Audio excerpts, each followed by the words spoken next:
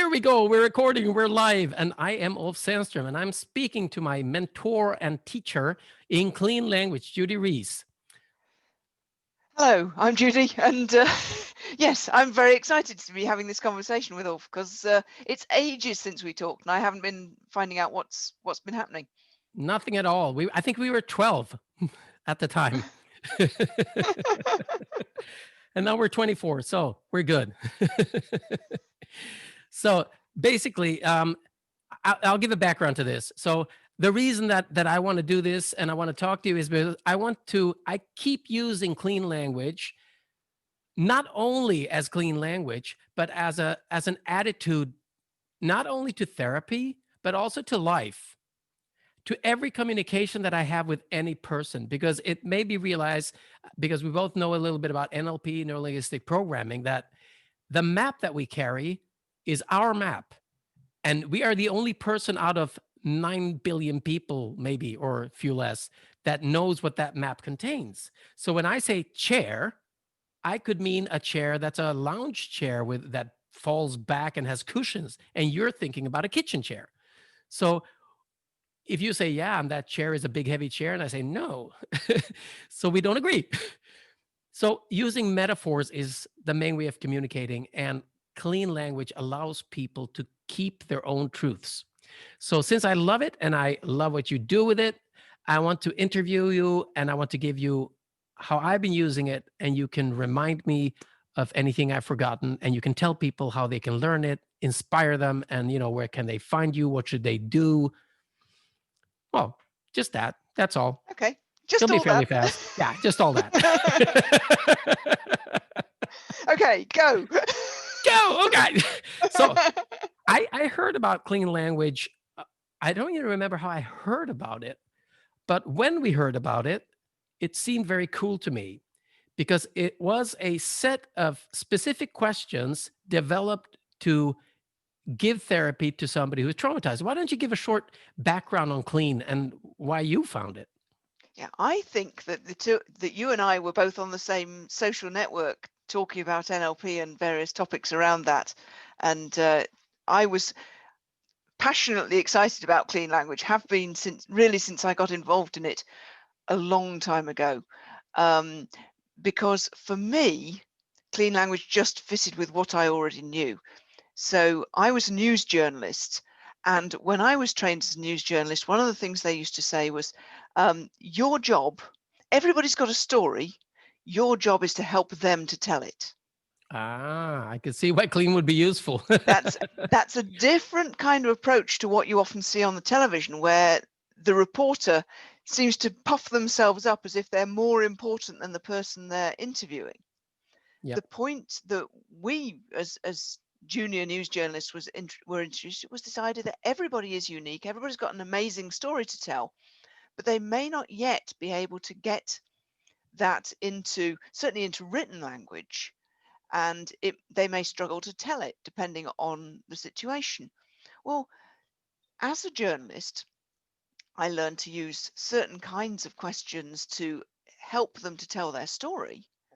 But when I discovered clean language, I realized that this approach had been systematized in a very sophisticated way. David Grove, the guy who created clean language, he was a neurolinguistic programmer himself. He was a big fan of NLP and a hypnotist. But he decided to look at the thing in a very unique way. He was looking at it and thinking, okay, if I want to help a person to change, or if I want to help someone in business to make the change that they want to make, what happens if I let them hypnotize themselves? What happens if I minimize the amount of my presuppositions, my metaphors that I introduce to the conversation, and instead use very simple questions and a huge dose of curiosity to help them explore the insides of their minds, help them discover what they actually want, help them tell their own story. And what he discovered was that the clean language questions enabled people to do that. And while this isn't often talked about, he actually, as a therapist, put himself in a position of influence by directing the person's attention, not by going, I am the hypnotist, you will do what I say, but instead effectively allowing the client to hypnotize themselves.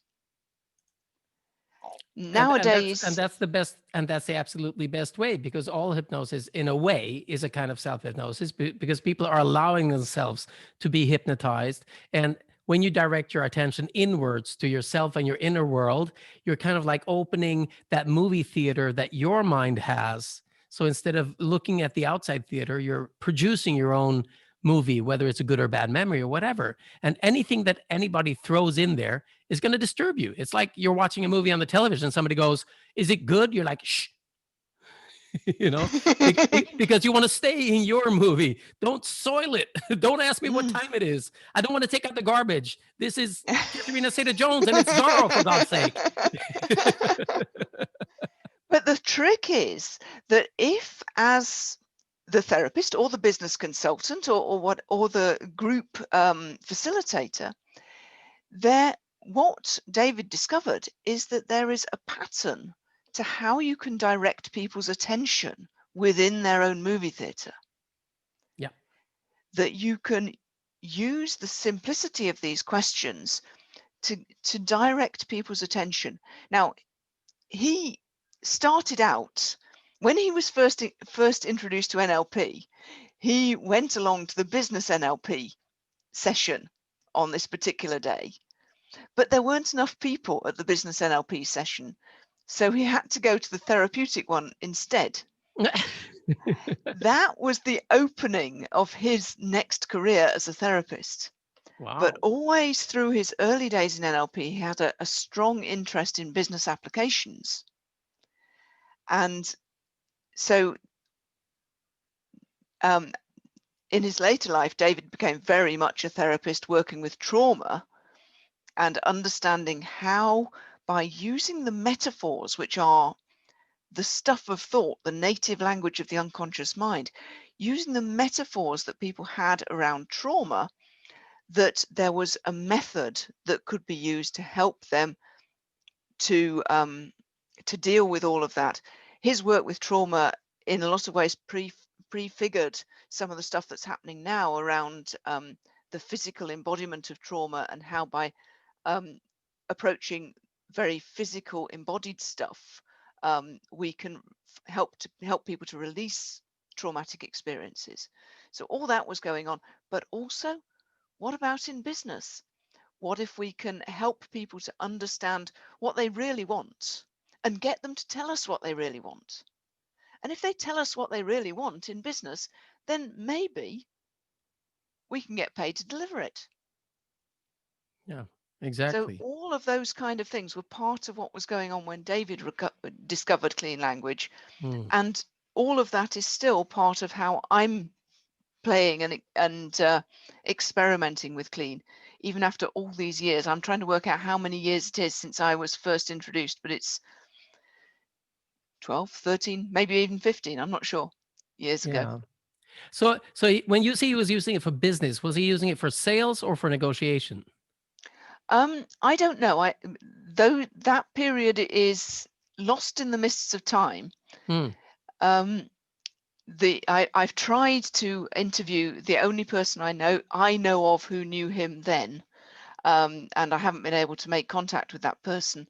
But the one story that person did tell me when I met them online was uh, the story was a sales story. The two of them had gone to meet this boss, and they were using metaphor and questioning techniques to get the boss to tell them what he wanted, and also reflecting his metaphors back to him to help him to understand how they could help him get what he wanted. So Yeah. this was before clean language itself was developed, but you could already see the ideas taking shape. Yeah. So to get people on board here, clean is it's in part, as I see it, it's in part an attitude. It's the attitude that I will be very careful, like in a laboratory. If you do an experiment and a study, you don't want to soil the samples in the Petri dish. You don't want to add your bacteria to that, because then the samples will not be useful anymore. So you're trying to have the client as a Petri dish, and you're asking them what their idea, their whole dream, or what are they moving from, where are they moving to, and you're staying out of the way so that they can realize it maybe for the Mm, first time. So a slide that I would use, often today is I call it a clean approach for people. So it's assume nothing is a clean approach. And that's kind of John Grinder's know nothing state, which also is a clean way of approaching things, right? From NLP. mhm, And then you always use the words of the person, which from NLP means you create rapport. So if somebody says, I had a stinky day, you don't answer, that was a bad day, wasn't it? No, it was stinky. Instead, I can't resist saying, what kind of stinky is that stinky? and, then, and immediately people look at me like I'm mad. And that is one of the cleans, right? And it actually makes people, they have to look at what they just said in a new way. And then I ask for no details. And this is because it's therapy, because if they don't want to offer details, they shouldn't have to, because I do work with trauma, and that's the main thing I work with. So we work with people who are victims of, they're liberated child soldiers, women victims of gender-based violence, victims of rape and torture, and all these things. And in these cases, clean allows us to work almost content free. We do work content free completely, but clean is so useful because they can just say, you say, all we need them to do is to get in touch with that. And then we use those body techniques you were talking about that are becoming, are slowly coming into the consciousness of trauma treatment. So we use tapping and havening. And for that to work, all we need is for them internally to connect so that the synapses of the amygdala that belong to that memory are activated. So we go, so did you have a bad experience? And they go, yeah. And so you would say, what kind of bad experience was that bad experience? Or what would that bad experience like to have happen next? Or, anything around that is metaphorical, because metaphorical is a safe distance. If we keep it metaphorical, we're not going into when they bullied me in the classroom. It's more like, it's like, you're a butterfly and you're different, and all the other butterflies are, they don't like your color. So by using that, we can get people to get into touch with whatever that is. And then we can use the tapping or the havening at the same time. So we're going top down, as Bessel van der Kolk says, and bottoms up at the same time.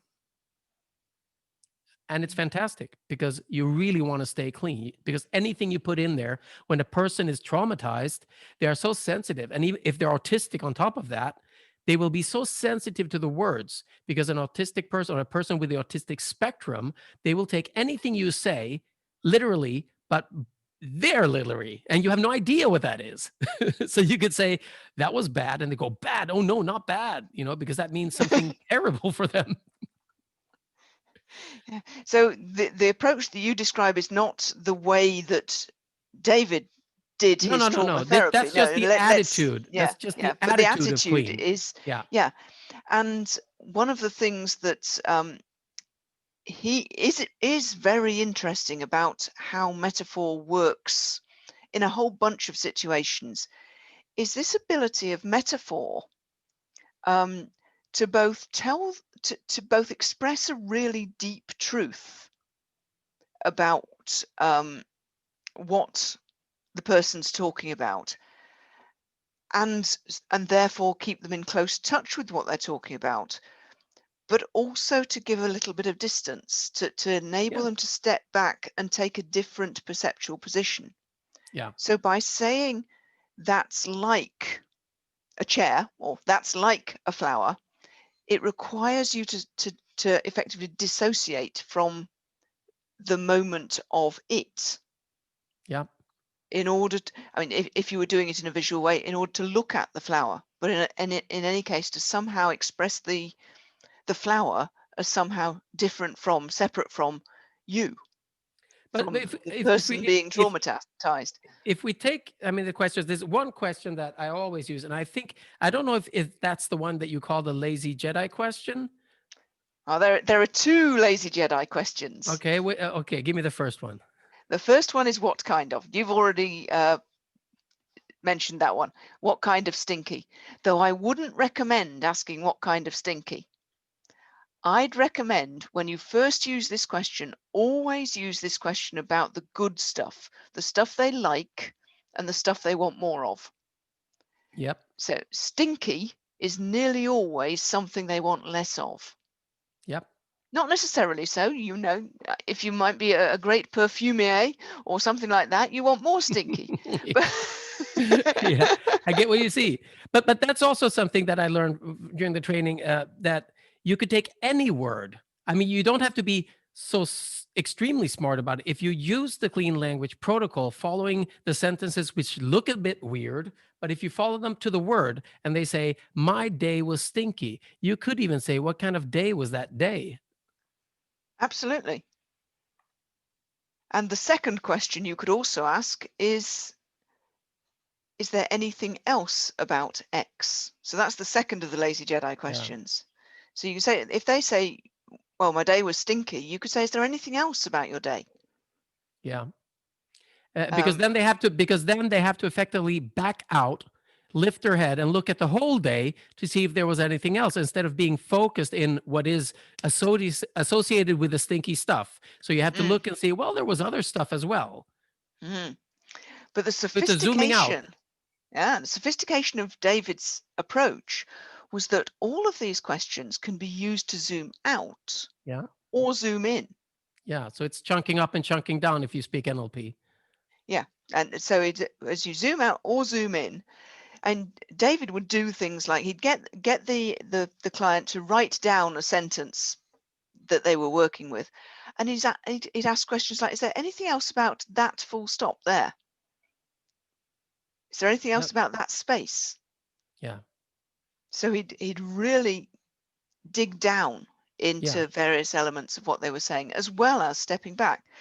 So developing the questioning skill to be able to pinpoint where you want to put the person's attention without needing to ask them about the gruesome details of whatever had happened, um, or how they don't never ever ask anyone how they feel. It's just a ridiculous question.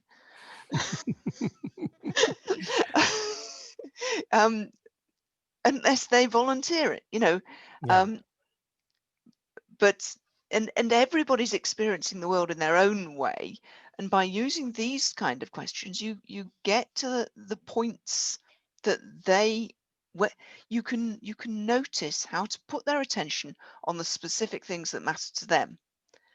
And one of the funny things about this whole approach and talking about metaphor, I just want, because I've just been having a text-based conversation with one of my students in our online community, and he was saying, well, I've been using these things you taught us last week, but it's been great, really helpful, got as far as so far, um, but I'm really struggling with metaphor.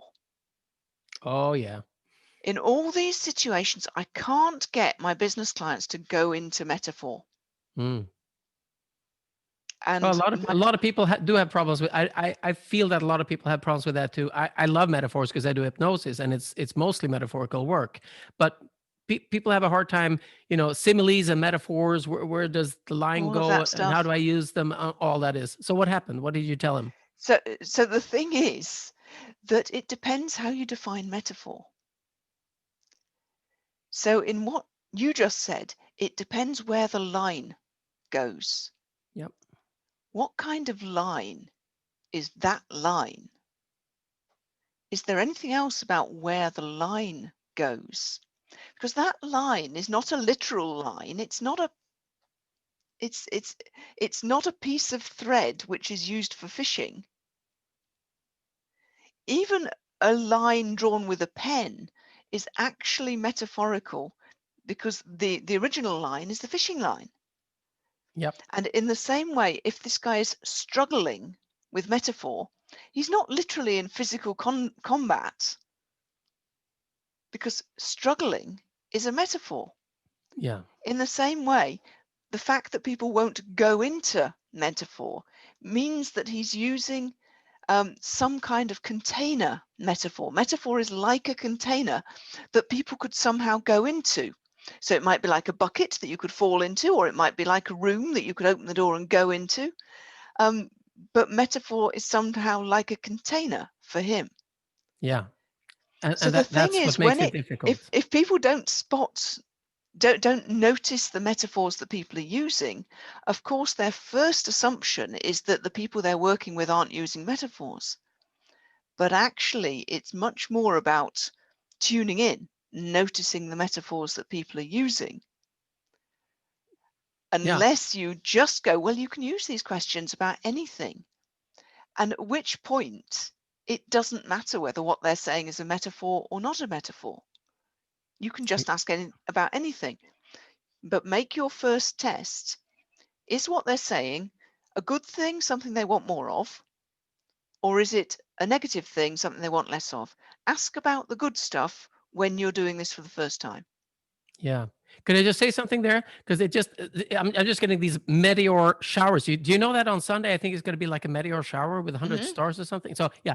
Or it's December 20 and 21, I think. So, but anyhow, I'm getting this meteor shower of insights as you're speaking, because first of all, when you said that when you direct the attention to something else, like the line or the day or something other than the stinky, you're also doing a distraction from what pulls them into the bad thing. Now, when you're doing Mm, havening techniques, it's taught that if it is a traumatic memory that you're going into, you will distract the mind of the person so that the delta wave of the havening can do whatever it needs to do to heal the person, right? And usually mm, that's done by counting or call and response or name 5 cities or spell a word backwards, all these things that engage the brain differently. But actually, if you want to do that only by language, that's exactly what it does. It allows you to zoom in on something other than the painful mm, thing. And when it comes to mental training for sports, there you we usually talk. That's the Unistol school, Lars Erik Unistol. So he defines that you either have a from goal or a to goal. The from goal is what you're avoiding, trying to run away from, and the to goal is where you're going to. Now, if you're in a fight and flight mode, you're running away. But if you're a playful mode, put on your playful hat and curious, I wonder if I could win this contest. You're running happily. Do, do, do, do, do. But if you're running away from the monster here, you're going to be. So it's the same movement in the same direction, but depending on what you focus on, running away from or running towards, it will change your whole nervous system. mm, And the burnout happens when you start running backwards, and happy starts when you're running towards. mm. So Which so is so it why does that. in clean language, particularly in the coaching mode rather than the pure therapeutic David Grove, this is how he used to do it thing, but how a lot of people use clean language now, one of the best known questions is what would you like to happen? Yeah. Or in its original Grovian form, what would you like to have happen? Now, because a lot of your audience will be hypnotists, just pick out the models in that sentence Yeah. and what would you like to have happen? And I just think that is so It's beautiful. beautiful. And we tried to translate it to Swedish together. We were struggling with that one. That was the one we were struggling with. And I and I think even somebody was saying, shouldn't it be what would you like to have happen next? Does he have that in the pattern? um, there is a clean language question which is and then what happens, or and then what happens next. So Hmm. you could make it like that. But that's But it, sequential where it comes from. But what would you like to yeah. have happen?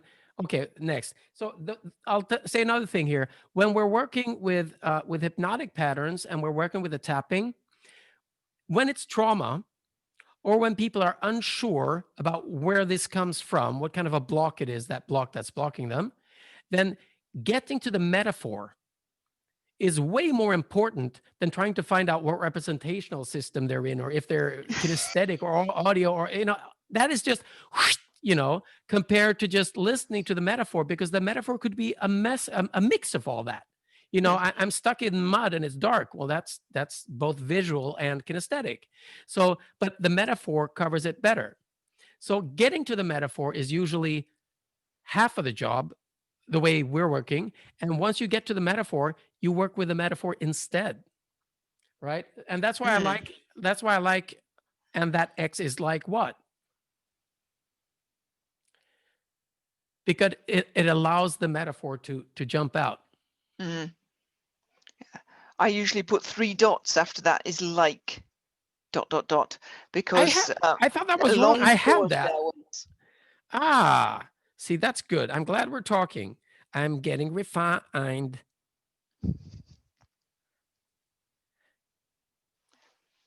Yep.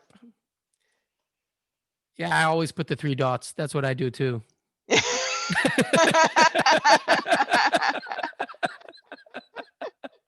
Love it. It just represents a pause, that's all. Just to Yeah. say, it's like what? Yeah, like hypnotic scripts. Mm. Beautiful. So for the people who now are curious, but they're sitting there, but damn it, how many questions are there? How hard is this to learn? Do I have to learn for weeks, or can I, can I just start with the 2 lazy Jedis? Or, I mean, I think what you said just now, whatever you do, focus on the good thing they want in the beginning, because that's the easiest place to go. And I would say, I would add to that, if there is something really messy that they're getting into, focus on the good, or even something neutral. Like Mm. any word will do, rather than going into the bad place, right? So I would suggest you don't need a lot of training to pick up those initial questions and play with them. But, and, stick with your own professional sphere of competence. It doesn't using these questions doesn't turn you into a therapist any more than learning NLP turns you into a therapist. If you are already a therapist, by all means add these questions to what you're doing. But you will know that you've got ways to dig yourself out of a mess if you get yourself in a mess. If you're not a therapist, why not just use these questions with people in casual conversation and just drop them in 1 or 2 at a time? So some of the best places to use them are, for example, with children. So if you've got a child, got Christmas coming up, maybe if you're lucky, you end up spending more time with children who aren't your own and who might want to show you their picture that they've drawn. Ask them questions. What kind of monster? What kind of house? What kind of flowers? And see how much more information you can get from the children just by asking these non-judgmental questions. And you can use the questions with disputing children. So, and when he's taken your ball, what would you like to happen? Or what would you like to have happen? Yeah. These kind of things. It doesn't need to be a big deal to just No, start experimenting with the questions. What gets interesting though is once you've had a few goes and you've started to see, oh, there's something in this, then it's time to pick up your curiosity and dig. yeah, Um, I agree. I mean, you practice first, practice with anything, practice with something where nothing is at stake. But I realized when you were describing this, that talking clean to a child, or talking clean to somebody else, you call a friend and you go, what's up? I don't know. It's boring, Oh, what kind of boring? Because that allows me to peek into their mind. So it kind of becomes like you get to look, clean language allows you to look into the imagination of the other person and find out what is in their mind. They're saying that wasn't fun. What kind of wasn't is that wasn't, because then you're finding out, you're not asking if I thought it was fun. You're trying to, and they go, yeah, because my back hurt, and it's just something completely different from what you thought. So I like the clean approach, and I love the clean language questions. And I'm telling everybody, all the trainings we do, hypnosis, NLP, havening, tapping, we're teaching people how to handle substance abuse by working with a trauma approach. We tell them, treat everything, because the tapping and havening, they work best when you don't mess it up. If people stay clean, if that's all they do, if they only have the approach of not even asking questions, just can you can you can you feel that feeling right now that you want to get rid of? Or can you just touch that memory ever so slightly, and they go, yeah, I'm in touch. That means that the AMPA receptors are activated. Now, all I need to do now is do havening or tapping for 5 minutes, and it will be problem solved. But if I start talking, adding stuff that is unclean into that, we're opening, doors like a hotel. Somebody yells at night and all the doors open. People stick out their heads going, shut up. What the Mm. hell's going on? What's this?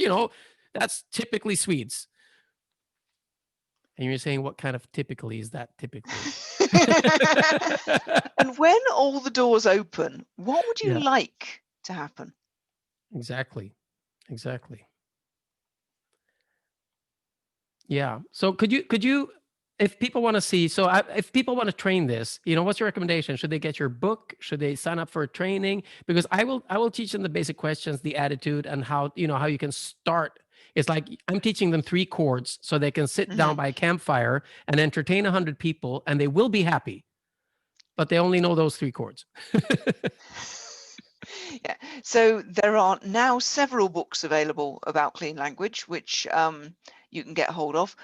The one that Wendy Sullivan and I wrote is now a little bit old. It's 11 years old, which is Clean Language: Revealing Metaphors and Opening Minds. It's still solid, but it's a little old.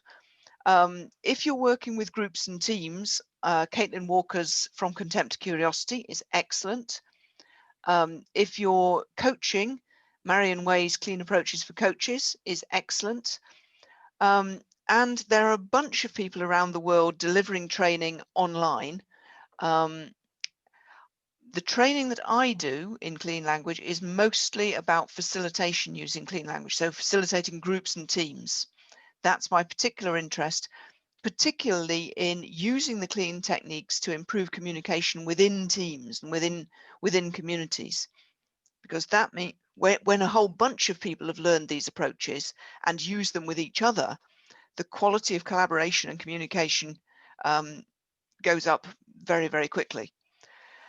So there are people like Marion Way, people like Sharon Small, people like Annemiek van Helsdingen, who train something she labels as soul-based coaching, but I think will resonate with a lot of your students.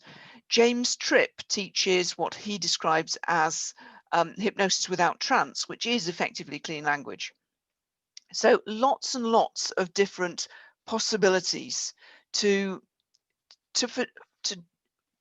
spark your interest and see what you think of all this stuff. Now, I've got a couple of websites which will help. So my main blog site is now reesmccann.com.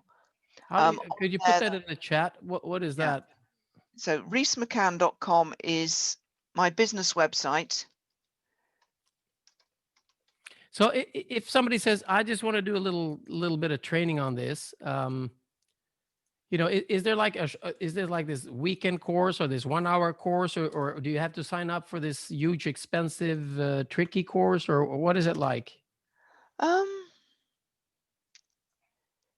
Is there a crash course for salespeople? There isn't yet a crash course for salespeople. I hear an idea taking form here. Several people have experimented with that topic over the years, but there isn't yet a crash course for salespeople. So There this aren't is clean your language site? course. Yeah, there aren't clean language courses on there at the moment because the main part of our work is all about helping people to work better together online. But if you see that one that says collaboration dynamics there, that's a clean language course. That's about getting your team using clean language to communicate better together and collaborate better together. There are a whole bunch of recorded courses. There are a whole bunch of live online courses out there, and all of them are good. But I'm not going to say that there is one single place that I would say go here to learn clean language, because there are too many options. Yeah. So maybe what I use it, Ganila uses it, Frederick uses it. You met all these people, and they know you, you know them, and we all love it. So we usually tell them, look at the 2 or 3, the Lazy Jedi, and maybe one more. Try it out.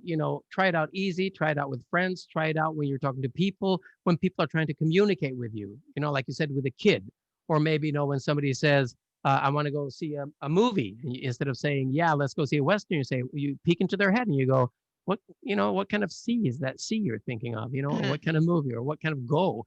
And then you can start finding out what it is they want. But also in Mm. business, I see a big use because I used to be in the lighting design business for theater and film. So when people were discussing lighting design, the most common issue would be lack of mutual understanding, right? So Mhm. the person who wants the lighting design done says, I want lighting design like James Bond. And you're going, yeah, what kind of James Bond? I mean, are you talking, 1960, 70, 80, 90, or 2000? It's way different. No, they go, no, James Bond.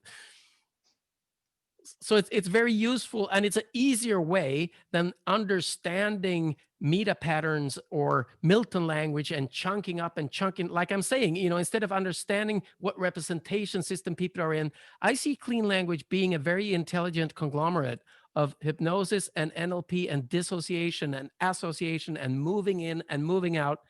That's kind of safe for people to use, because as long as you stay with the good intention and the good stuff, you're not going to mess up. Mm. But I with the think that's other true. stuff, there's so much room for misunderstanding. And am I doing it right or wrong? And, everybody isn't wired the same way when it goes to, but everybody is definitely wired the same way with metaphors. It's their map, not Mhm. yours. Can I say one more thing about resources, by the way, or two Yes, more things please. about resources? You can say as There many are as a, you want. there are a bunch of free resources on a site called learncleanlanguage.com, Okay.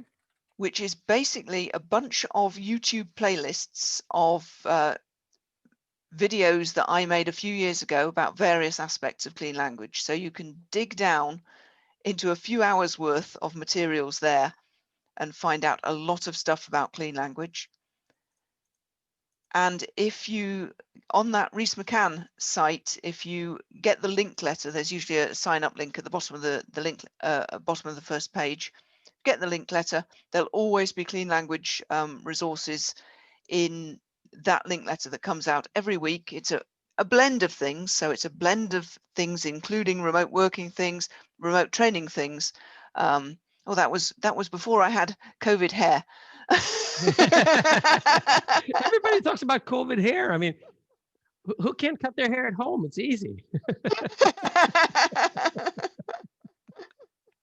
And you'll see there at the top right, free ebook, Your Clean Language Questions Answered. Oh, that's lovely. That will get a whole bunch of information to you really quickly. Yeah.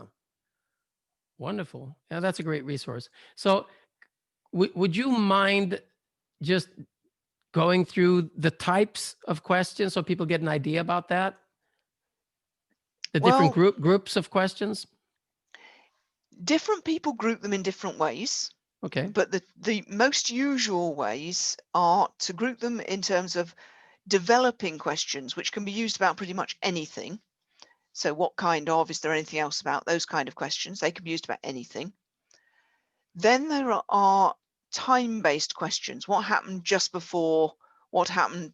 What happens just after? And then there are intention questions like, what would you like to happen? Those kind of things. So, but different people categorize them in different ways, depending on what they're trying to achieve.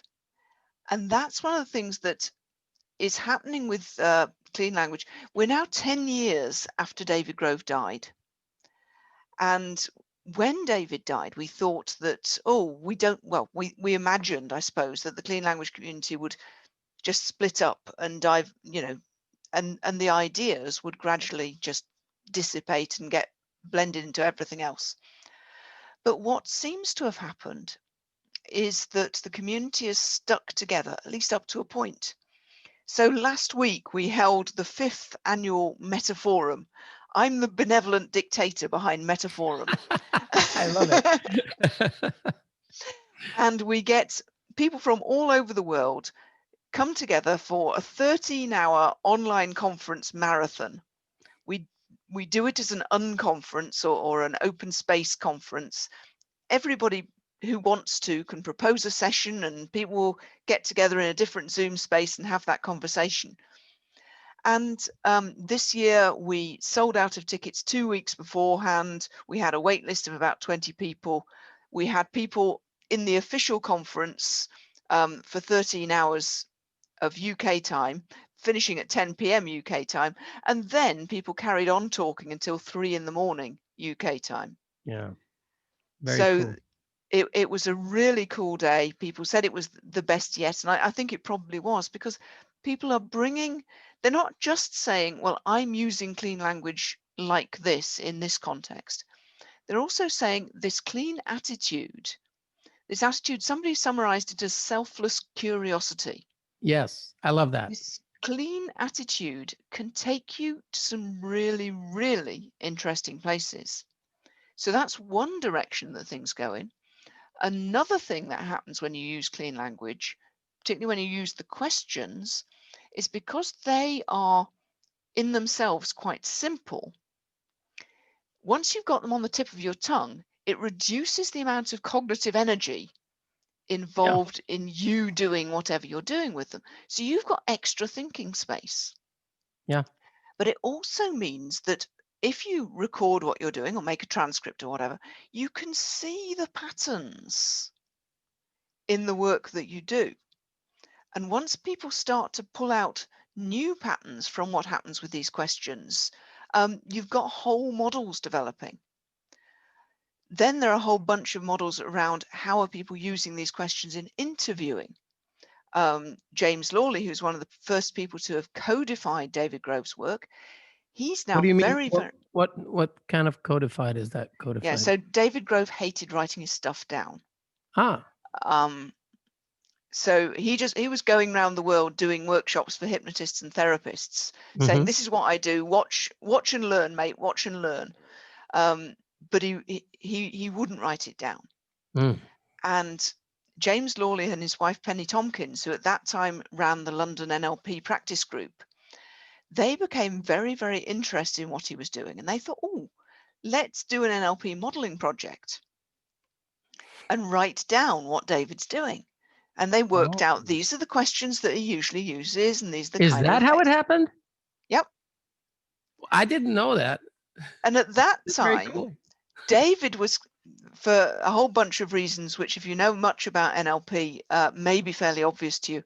At that time, David was saying, "Oh no, I don't have anything to do with NLP. I've never had any involvement with NLP."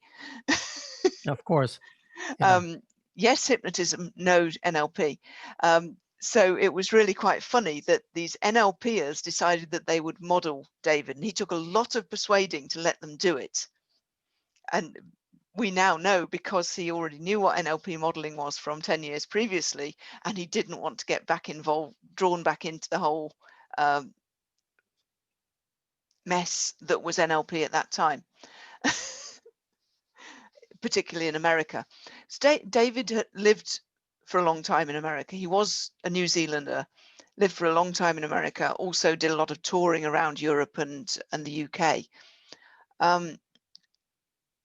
And so he knew more probably about the American NLP community than he did about the European and the UK one.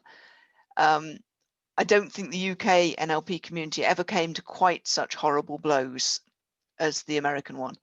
Yeah. Anyway, we don't It's need a to get too terrible much mess, into that. especially with a progress of some kind that's there to make people agree and understand each other. It's just so stupid. It's just, for God's sake, get around it.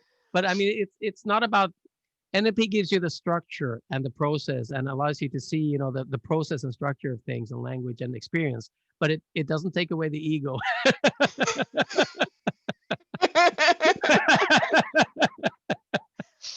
And I actually think that is one of the critical things that David's work brings to the NLP or hypnosis toolkit. It provides a structure, a discipline to taking away the ego. Yeah, I agree. As long as you are doing your work with your clients, you are not your ego. You are there for a purpose. You're there as a tool. You're there to enable them. Yeah, exactly. So And it, I mean, while and you're that's why doing it it, you appeals. can't be doing big ego stuff. No. Doesn't So work. correct me if I'm wrong. This is the person we're talking about, right? Yeah, That's him. So I that's just him. want people to have some kind of image of him. So he does, because he looks more like what's I don't remember, Italian blues singer that I forgot the name of. The curly hair and the nice suit and everything. Yeah, He has some very 70s outfits. He hated having his photograph taken. So there are some very, very grim photographs of David around the place. Um, you'd like to know what kind of hate is. um, but one of the best ones is a photograph of him wearing a lady's apron. Ah, cool. Good. So I have a question for you. NLP. A lot of people. I think NLP is extremely useful. I use it a lot, but I understand if people are put off by it, because it comes with so many complex words. Even complex equivalence and neurolinguistic programming. It's like this nerd wave you have to dive into. And drink all the Kool-Aid before you can understand that it's extremely useful. But it is extremely useful. I really enjoy it, and I can because it allows you just that, to take like the excellence of a person like David and model it into something that has a structure that could be reused. And Clean really shows that, because it has the structure, but it doesn't have the content. The content is the spot is marked by X, literally. Mm, So that's very cool. And it's hypnotic too, because when you say what kind of X is that X, people have to go, I have this X. And you say, what kind of X is that? So you have to take that X and look at all the other X's and go, well, it's that kind. So the mind is just doing somersaults in there, and that's beautiful. mm. But when it comes to Clean, in the beginning, when I was promoting, when you were coming to Sweden, I would send it out to loads of people, and they would go, "Yeah, that's robotic. That's like a chat bot. What kind of X is that X? It's R2D2, and that X is like what?" Because they had the notion that it had to be done only with Clean questions and no other questions at all in a session, and that's not my experience. I just want to have your take on it, because I throw it in every now and then in almost everything I do, but I have a Clean attitude as the base.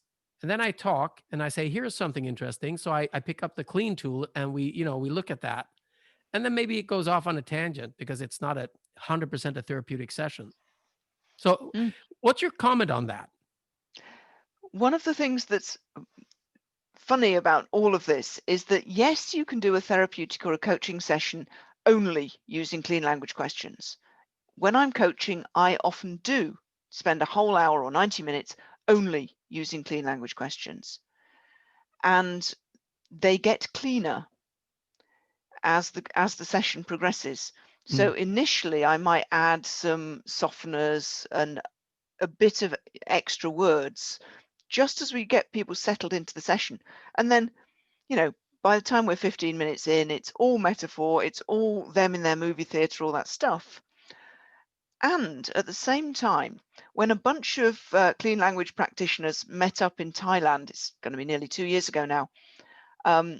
My husband, Steve McCann, who was there with us, and he wouldn't at that time certainly have called himself a clean language practitioner. And he noticed that in all our conversations together, for a week, he hardly heard a clean language question. And we regarded ourselves as bringing with us a clean attitude yeah. to our friendly conversations as we got together, spent time together, and reviewed what we were going to, what we were going to do, all these things. We didn't need the clean language questions to let each other know that we brought a clean attitude to the thing. Yeah. And that's Um, why I keep saying I love the attitude and I love the questions, and you can wear one or the other or both together. And mm, I'm a havening trainer, so I do a lot of havening trainings, and some, I mean, what my trainings are kind of different from the core trainings, because I do add a lot of techniques in. I do add hypnotic language patterns. I do add clean language. I do add, reflective repatterning or stuff like that, because I find that it enhances just having a little bit of just a little dose of clean in the attitude, a good clean attitude and a dose of clean questions, maybe just two or three, will enhance the way that you can do the other thing Mm, so much more. And I mean, even if you were just talking to a salesperson, I want to sell a car to somebody. When they come and you don't tell them, do you want to have a good car, or a blue car, or a red car, or a fast car? You say, what type of car is that car? And they'll tell mm, you because you're allowing them. So mm, it allows you, in the same way, also when people are romantic, to look into the soul of the other person, because you're allowing that soap bubble of their soul to appear by not pinching it with your views. You're going, so tell me mm, more about yourself. What's that going on? What are your dreams? What are those dreams like? How is that going on? And the mm, whole bubble of their soul, starts being there in front of you. And when you start asking other than clean, it's like pinching it or turning the lights on in the ceiling. mm. Yeah. And so the clean questions are one chunk, Yeah. the clean attitude is another chunk, and I think that metaphor is a chunk that shouldn't be forgotten. No, but there's I one more think chunk that you've been doing mm, this whole talk. And I spotted this as the Judy technique, which is so skilled, which is why it feels so cool and flowy and gets into a hypnotic trance when you do this, because you're going, and I mean, the way you tie the questions together, when, and, which is a mm, hypnotic technique, basically. But yeah. that's how you naturally progress from one clean question to another. So would you say just a word about that for people starting? How should they Mm, think? Going from one question to another? mm. When going from one question to another, When? Yep. and when going from one question to another, but going from one question to another. Yeah, So, going from one question to another, there you go. notice the difference. Yeah, So, if I go so, it yeah, will have one kind of effect. If I go and when, yeah, whatever you just said, yeah, and then ask my question, you're bridging between whatever they said and whatever you're going to ask. And if whatever you're going to ask is a clean language question, you keep them in their trance. If whatever you say is going to be an introduction from yourself, you're softening the ground by keeping them somewhat in trance. yeah, exactly. So and so you get to these. I've got myself in a rare old jumble of so's, ands, buts, and whens, but No, but it's making you it get the clear. general notion. It's making it very, very clear. And I really adore you for that, because that is elegant. That is so elegant, and it's hypnotic, and it's very Milton too. And it's everything of all that, and some more, and double and twice. So I really like that. Thank you for making that clear. So let's do the metaphor focus before we wrap Mm, up.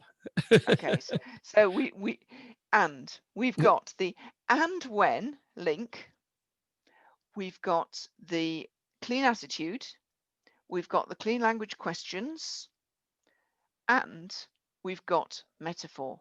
Metaphor as the absolute stuff of thought, the native language of the unconscious mind, the means by which human beings think before it's in words. Before it's even in feelings, it's often in metaphor. This situation is like that situation. Everything human beings think, we think by comparing one kind of thing to another kind of thing, one kind of experience to another kind of experience. Everything that happens to in human emotion comes about because of those deep triggers around this is somehow like that. That's how traumatic experiences are re-triggered, is by a metaphor. Oh, suddenly I'm back in it. In other words, this situation is like that situation. So a metaphor doesn't have to be something flowery and clever. It is simply the notion that human beings think by comparing one kind of thing to another kind of thing, one kind of experience to another kind of experience. And when we understand metaphor to be at that level, then it becomes obvious that when we want to communicate effectively and we want to really understand other people and we want to be able to help them to change, one of the things we need to get is we need to tune in to their metaphors and to be ready and willing to ask questions about those metaphors, because that will give us so much more information than wasting our mental energy on, was that a visual or was that a visual word, or was it a kinesthetic word? Mhm. Just use It the same word in the Yeah, pattern, and yeah. you will lead them to the metaphor. I mean, I love the way you describe metaphors, Judy, and I can just say that I had one of my earliest sessions when I actually understood what happened was because when it comes to traumatic reactions, or when you have an emotional dissonance, that you're not reacting in the way you would like to, you're not feeling the way you think you should. I have all this stuff and I'm still not happy. Why is that? Or all of a sudden it didn't become fun with this situation. I have no idea what, because your subconscious, or whatever we may call it, will do a pattern recognition with which is metaphorical. So it's not Mm, logical. It's more like dream logic, which is trance logic. And I'll just give you a really short one on that, which I believe is I understood because of clean. So I have this woman who comes to me and says, I've been horse riding my whole life. I'm jumping. We do horse jumping, and I'm really good. But since the last 2 years, I'm getting really, really nervous. There's no explanation. And all of a sudden, my horse is getting nervous and I'm failing. I haven't won a competition in 2 years. So we go into trance, and I'm kind of doing a trial and error technique where I'm using clean to find two situations. One of the past, which was good. What is good? Well, it's good when I'm training with a horse, but not when I'm riding a competition. Okay. So we're trying to find out what are the differences. But at the same time, I always look for a metaphor, because if she doesn't understand it, it's because it's not what it seems to be. It's a metaphor linked to something else. And it's probably disguised or not clear to the conscious mind. So we're going there, and we're just A/B going trial and error between training session works fine, competition doesn't. What's the difference? So the obvious, it's in the same hall, it's the same thing, same place, but obviously there are more people during a competition. So she goes, lots of people in the training, and hypnosis works really well there because it's like you're there instead of just talking about it. She goes, lots of people, no problem. Training, put lots of people at the training, no problem there either. Okay, what else? Oh, there's lots of noise and music when there's a competition. Okay, put noise and music on the training session. No, no, no, no difference. I'm not afraid. So go back to the competition. Oh, I'm scared again. Whoa. And then all of a sudden, it turns out that the only difference when she zoomed out of it to look at what else is there, right? She found that the only difference was that they decorated the whole hall with flowers when there was a competition. So I put the flowers in the training session, and now the training session was really terrible. And her mind goes boom in a somersault, and she says, it's my dad's funeral. He died when he was 42. I'm 44. I passed his death date with 2 years, and I'm a parent. So her subconscious, this is her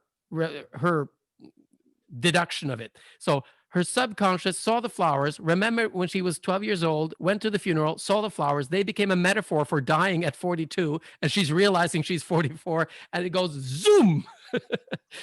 And that's what the metaphor was. And that's why the metaphor was important. mhm. So interesting, and a reminder of why being clean is so important. There's a video of David Grove where he's doing a piece of therapy with a client, and she introduces the metaphor of a carpet of flowers. And of course, he's thinking, oh, flowers, they're usually a positive resource, aren't they? Mhm. And he puts her attention on the flowers, and everything blows up. She's terribly, terribly upset. There's all sorts of things then occur. But basically, what David didn't realize was that every single flower in that field represented an act of sexual abuse. Oh my God. That's what I mean. That's why you have to stay clean. You don't tell Yeah, people, calm down and go into a nice place like a beach, and then you're treating yeah, somebody who was in the tsunami and lost their family, yeah, or yeah. imagine going down the stairs. No, no, no, not into the cellar. I don't want to go into the cellar. You know, it's And we laugh about it, but flowers are Yeah. absolutely one of those things that people generally think were safe to be a positive resource. No, nothing is safe. But Nothing is it's safe. a brilliant example of why not. You have no idea what's in the head of the other person. None. None whatsoever. Fantastic. Yeah. I think you're a genius. I love clean language. I'm sending everybody to go train with you in some way or another. And if you don't do a crash course, you will. We will. We'll get round to the crash course in sales sometime very soon. But get Yeah. on my link letter, and then you'll hear what happens when it happens. Yeah. But also, I would like you, I know this is off the record now, or it's on the record because we're recording.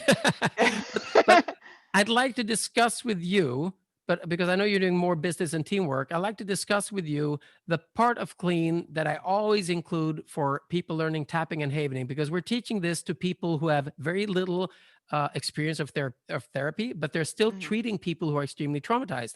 They're nuns. They're volunteers. They're working in projects. They're help workers. This is emotional first aid. They mhm, need to be able to work this. So it's not like don't go into that space because you don't know. It's just like you're there and there's nobody else.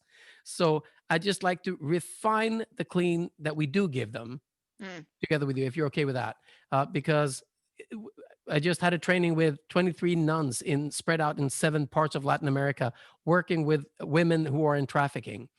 And I mean, they are not only nuns, they're psychologists and therapists and everything too, but most of mhm, them are volunteers, and they're doing wonderful work, and they're using these simple tools to help people who are severely traumatized. And having a clean attitude also helps them from getting vicarious trauma or secondary mm, trauma, because they're yeah. not moving into the emotion with the people. Clean also allows you to keep your distance, Mm, because you put your curious hat on and you go, okay, what kind of terrible abuse was that abuse? Instead of, or I know what you said, but still, we need to connect to it to do the tapping and havening, right? mm, yeah. But they can do it softly, and they can use their words, and they're not adding to it, and they're not triggering unnecessary secondary issues that we have no Mhm, idea about, like the flowers. yeah. Yeah. Yeah. So, If we can find a way to make it work, yeah. of course we can. Okay. We just have to analyze what kind of sum that is. I love phonetic ambiguity. Okay, Judy, thank you so much. This is a gift to the world, and so are you. And I'm going to recommend everybody to come knock on your door once Corona is over. Until then, they'll just knock on your mailbox or sign Yeah. up on your site. Okay? Fantastic. Thank you very much. Stay great. Thank you.